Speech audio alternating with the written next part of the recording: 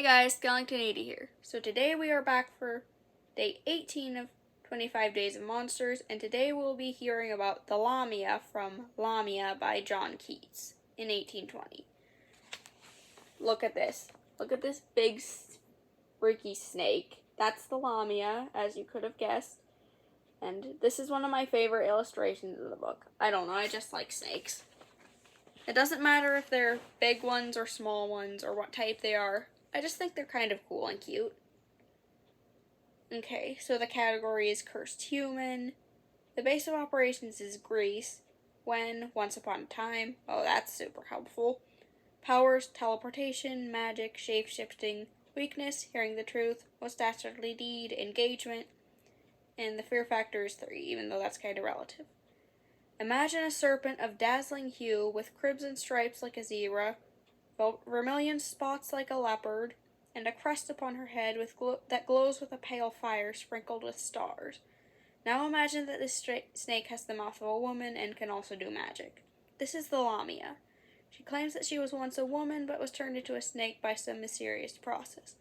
She has a tendency to tell lies, so take her account with a grain of salt.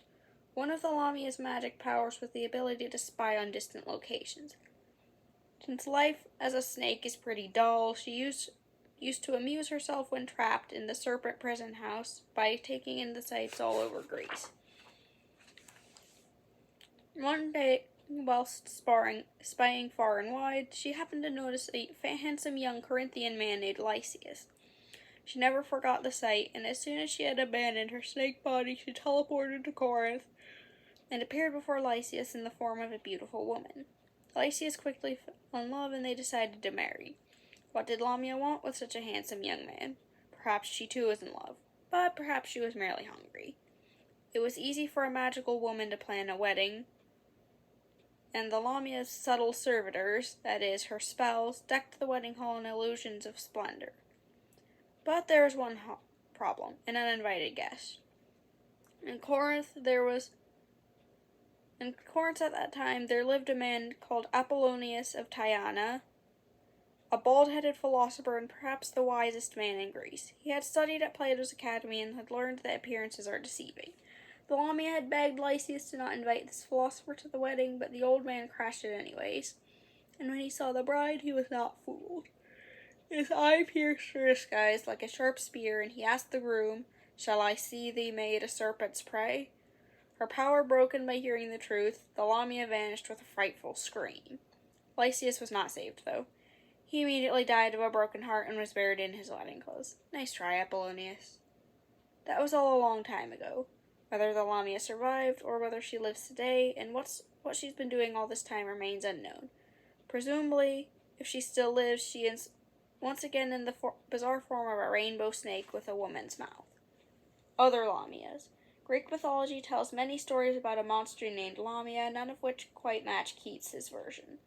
In one story, the Lamia is a beautiful woman from Libya. She is loved by Zeus, so Zeus's jealous wife Hera turns Lamia into a monster and curses her so that she can never sleep.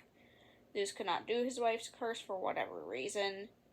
Greek mythology often makes no sense.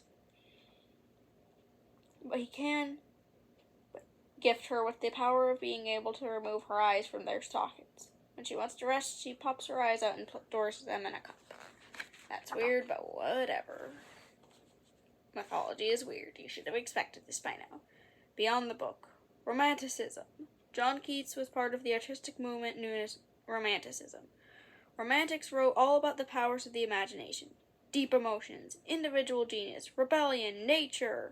All of these are romantic things. Previous artists had focused on moderation and balance, but romantics like extreme situations. They were as happy brooding on a windswept mountain crag or skulking through pestilential swamps as they were romping through fields of flowers. When Keats describes the Lamia turning from a woman snake into a woman, for example, he is full of romantic notions. Her mouth foamed, and the grass that's therewith sprinkled, withered at dew so sweet and virulent. Her eyes in torture fixed and in anguish drear, hot glazed and wide, with lid lashes all sear, flashed phosphor and sharp sparks without one cooling tear. To recap, She drools poison that kills the grass beneath her, and the pain of transformation is so great that her eyes shoot sparks of fire. Dang, that is possibly the most metal thing I've heard thus far reading this book. Good for you, Keats. You really know how to write something epic. Really new. Because, he's dead, but whatever. The most romantic death. Tuberculosis, which used to be called consumption, was a very romantic disease. Romantic poets should die young, of course. Dying young is very romantic. And since tuberculosis was considered an artist disease, the best way a young romantic writer could die was from tuberculosis. John Keats did it, age 25. Novalis did it, age 28. And Emily Bronte did it, age 30. Dang, that is tragic, even if they wanted that to happen. And Lord Byron, who was a great poet of the time, once said, "I should like to die of consumption, because the ladies would all say, 'Look at that poor Byron, how interesting he looks in dying.' Or they would say, 'Oh, gross, he's sick, let's stay away from him.' But he died fighting to free Greece from the Ottoman Empire. It was a romantic death, but it wasn't as good as tuberculosis." I beg to differ. That sounds much cooler. Instead of wasting away on a couch, suffering from the symptoms, that's a way more kick-butt way to go out. Fighting to free Greece from the Ottoman Empire. So, well, they say you can't always get what you want. And, well, yeah. So we have reached the end of today's video. I hope you liked it. I hope you will return for day 19. Like, comment, subscribe, and all that jazz, and I will see you next time. Bye! Also, have a happy Halloween!